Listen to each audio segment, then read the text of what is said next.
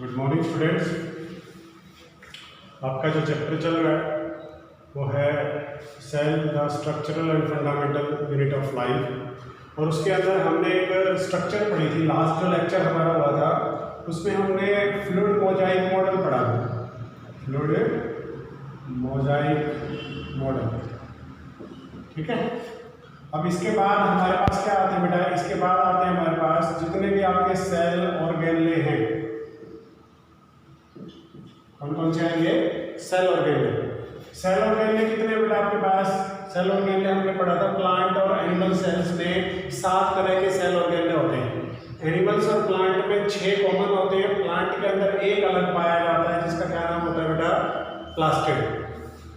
तो हम एक एक करके पढ़ते हैं। सबसे पहले आता है आपके पास एंडोप्लाज्मिक रेटिकुलम।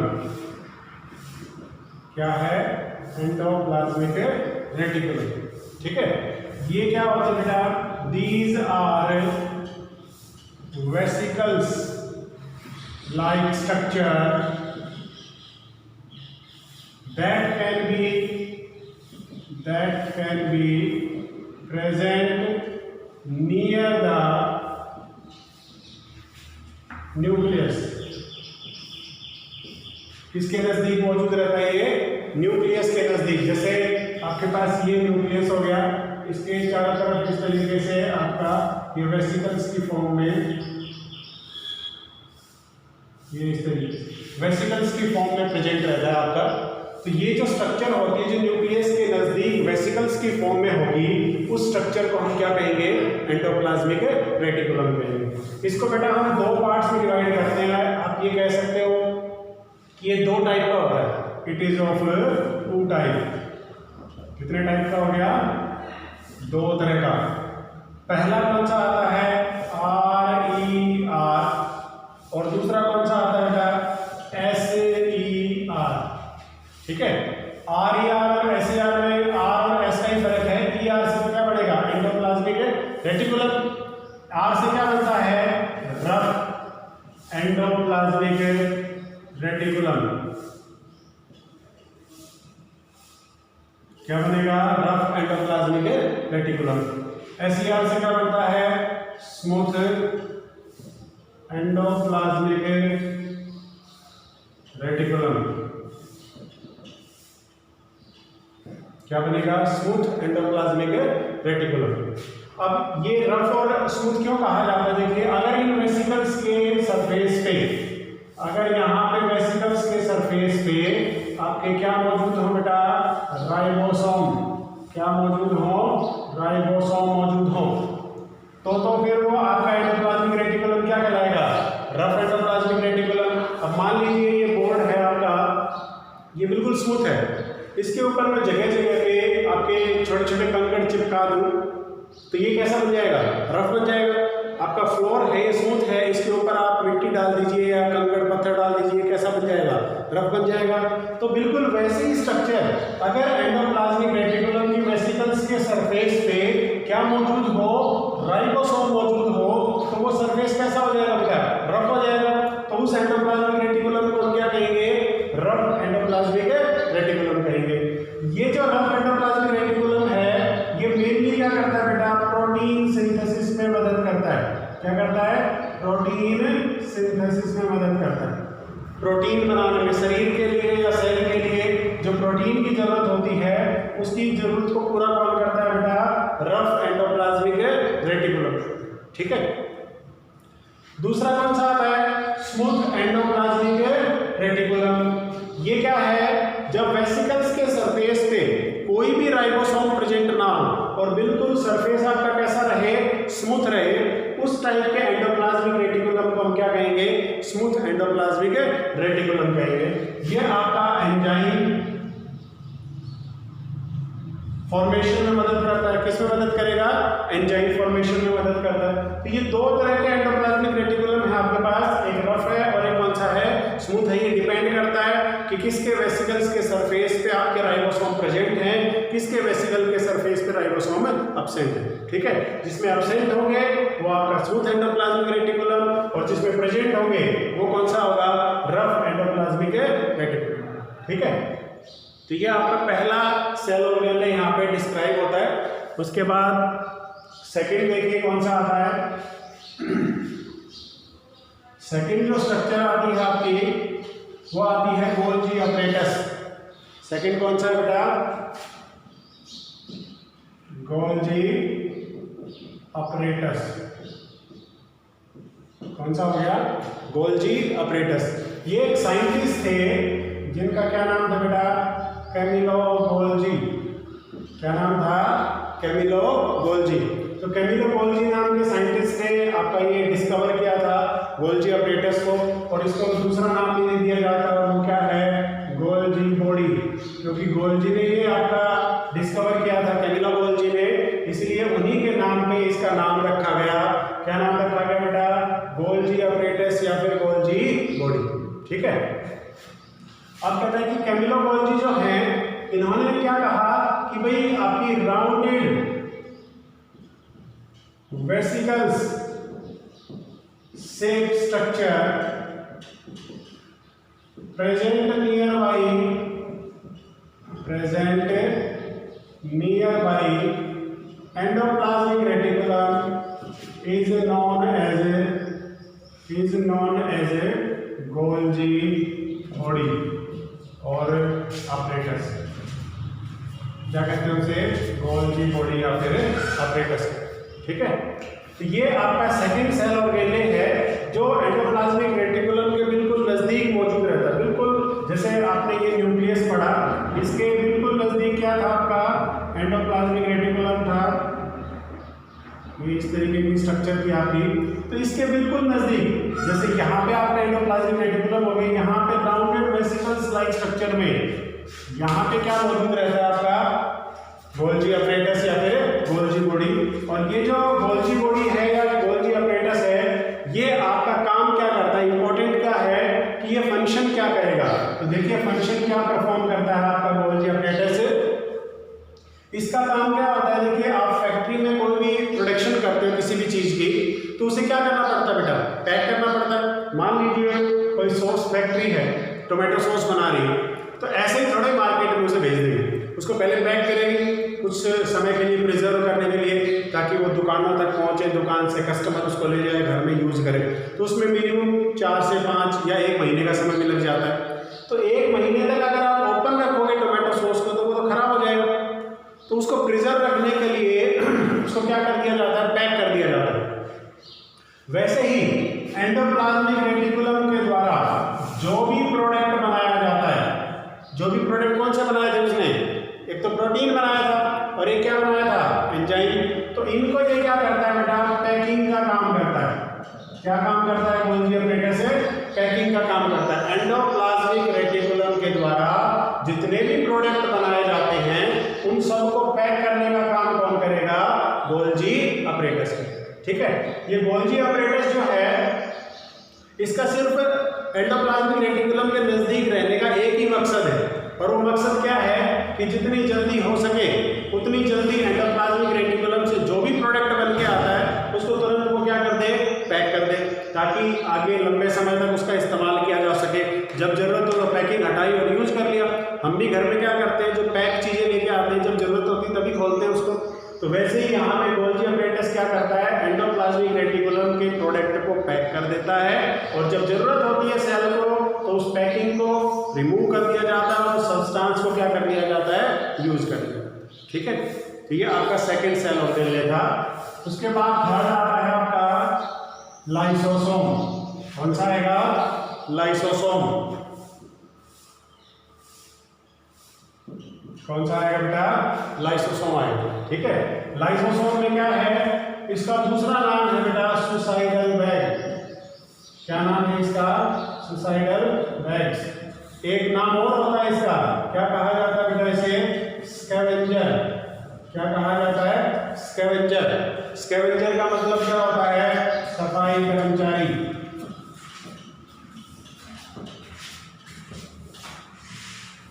क्या होता है? सफाई कर्मचारी।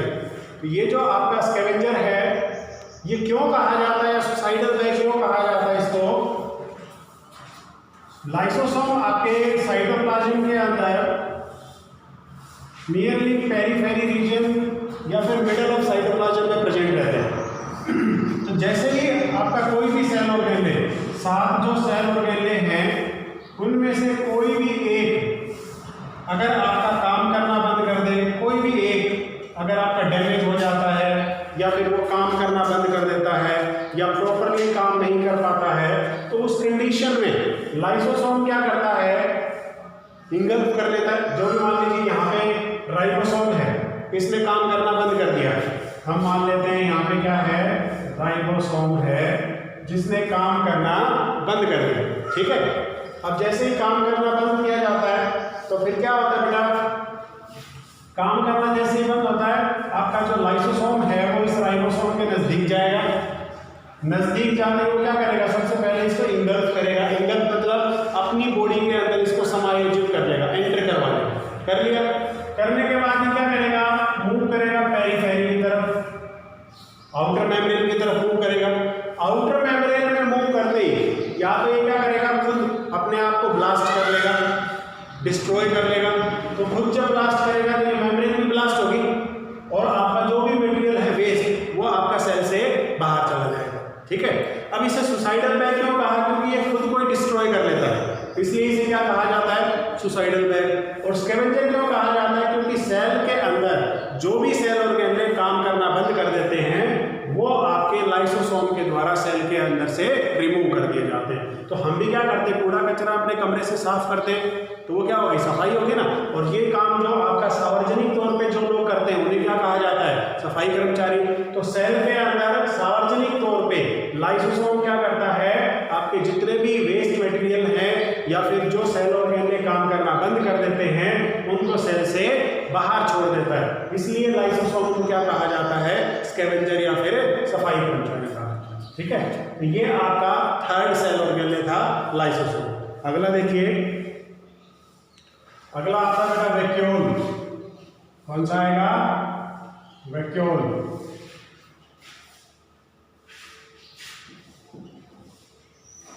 वैक्यूल है अगला।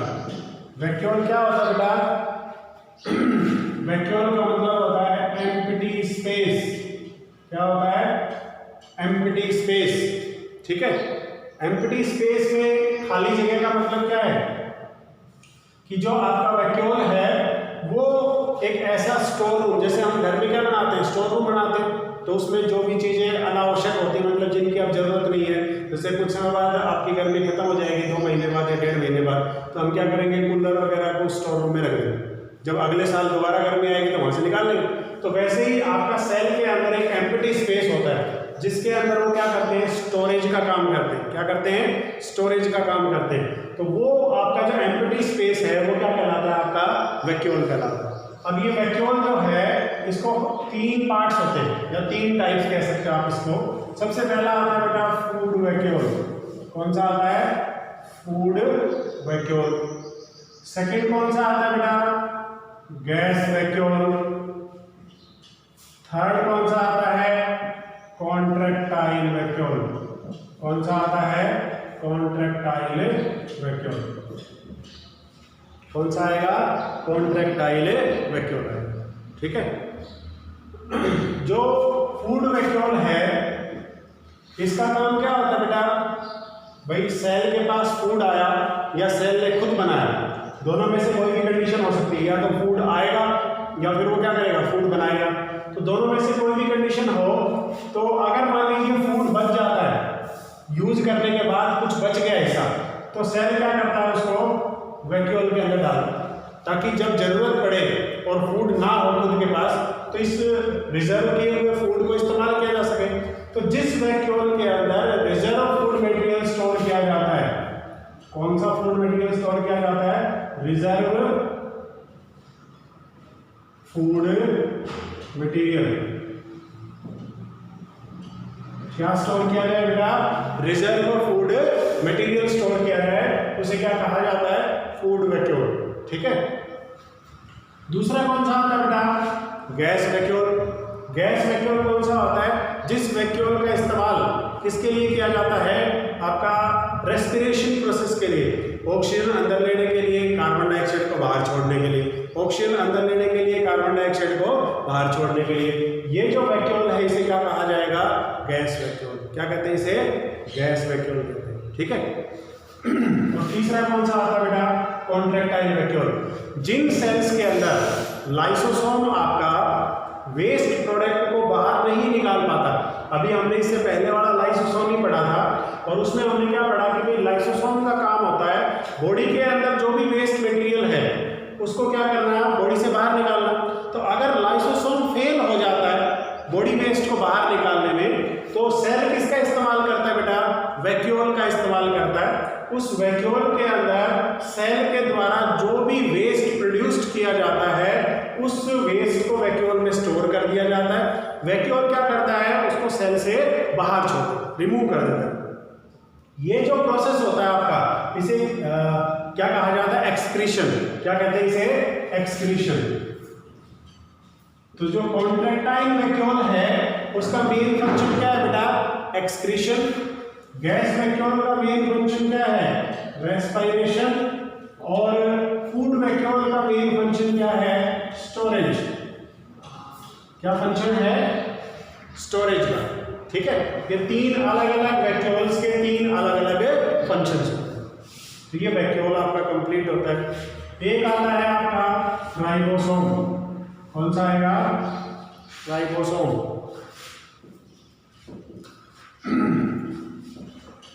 आपने दो तरह के सेल्स पढ़े बेटा। एक तो कौन सा पढ़ा है? प्रोकैरियोटिक। और दूसरा कौन सा पढ़ा है? यूकैरियोटिक। एक प्रोकैरियोटिक है और दूसरा कौन सा है? यूकैरियोटिक। प्रोकैरियोटिक के अंदर राइबोसोम्स के आपका 70S टाइप मौजूद रहती है। ठीक है। यूकैरियोटिक के अंदर 80S टाइप मौजूद रहती है। प्रोकैरियोटिक में 70S टाइप, यूकैरियोटिक में 80S टाइप। ठीक है। 70S के फिर दो पार्ट्स होते हैं बेटा, 50S और 30S। इसके भी दो पार्ट होते हैं, एक तो 60S और एक कौन सा होता है? 40S। ठीक है। दोनों को अगर आप जोड़ो 50 + 30 ये कितना बनता है? 80। और 60 + 40 ये कितना बनता है? 100S, है ना। लेकिन ऐसा होता नहीं है। अब ये देखिए 50S है, इसको क्या कहा जाता है? लार्जर सब यूनिट। और ये कौन सी है? स्मॉलर सब यूनिट। लार्जर सब यूनिट और स्मॉलर सब यूनिट। ये भी कौन सी है? लार्जर सब यूनिट। और ये भी कौन सी है? स्मॉलर सब यूनिट। ठीक है। अब मैं आपको बताता हूँ, ये मान लेते हैं हम कौन सी हो गई? 50S। कौन सी हो गई बेटा? 50S। और ये कौन सी हो गई? 30S। ठीक है। अब इसके अंदर देखिए ये वाला हिस्सा जो है दोनों के अंदर काउंट कर रखा हमने, लेकिन जब दोनों को हम जोड़ देंगे तो एक के अंदर ही काउंट होगा, और एक के अंदर काउंट होगा तो ये हिस्सा घट के कितना रह जाएगा? 70S रह जाएगा। और ऐसे ही आपका 60 और 40S के अंदर है। 60 और 40S में क्या होगा? जो लार्जर सब यूनिट है ये तो कौन सी हो गई? 60S। और ये कौन सी हो गई? 40S। और ये वाला हिस्सा कौन सा हो गया? कॉमन। तो जब हम एग्रीगेट काउंट करेंगे तो ये तो एक में ही काउंट हो गया, तो 40 वाले में कर लीजिए या 60 वाले में, दोनों में काउंट थोड़े करेंगे इस हिस्से को। तो ये आपका घट के कितना रह जाएगा? 21। ठीक है। ये तो थे इसके टाइप्स। और मेन फंक्शन क्या होता है बेटा? देखिए इसका मेन फंक्शन होता है आपका टू सिंथेसाइज और प्रिपेयर। क्या प्रिपेयर करना है? प्रोटीन। क्या प्रिपेयर करना बेटा? प्रोटीन प्रिपेयर करना। ठीक है। प्रोटीन बनाने का काम आपने एंडोप्लाज्मिक रेटिकुलम में देखा कि भाई जिस एंडोप्लाज्मिक रेटिकुलम के पास राइबोसोम होते हैं उनमें क्या बन जाता है? प्रोटीन। वैसे ही आपके पास दो और आएंगे, माइटोकॉन्ड्रिया और प्लास्टिड, इनके पास भी खुद के राइबोसोम होते हैं ताकि ये क्या कर सके, खुद की जरूरत का प्रोटीन खुद ही बना सके। तो राइबोसोम के बिना सेल के अंदर प्रोटीन का निर्माण संभव नहीं है। तो प्रोटीन बनाने के लिए किसकी जरूरत पड़ेगी बेटा, राइबोसोम की जरूरत पड़ेगी। ठीक है, तो राइबोसोम को क्या कहा जाता है, प्रोटीन फैक्ट्री। क्या कहेंगे इसे, प्रोटीन फैक्ट्री। प्रोटीन फैक्ट्री का मतलब क्या होता है, जहाँ पे लार्ज स्केल के ऊपर प्रोडक्शन होता है, बड़े स्केल के ऊपर बहुत बड़े लेवल पे उत्पादन होता है। तो राइबोसोम के अंदर भी क्या होता है, बहुत बड़े लेवल पे आपका प्रोटीन की मैन्युफैक्चरिंग होती है, इसलिए इसे क्या कहा जाता है, प्रोटीन फैक्ट्री का।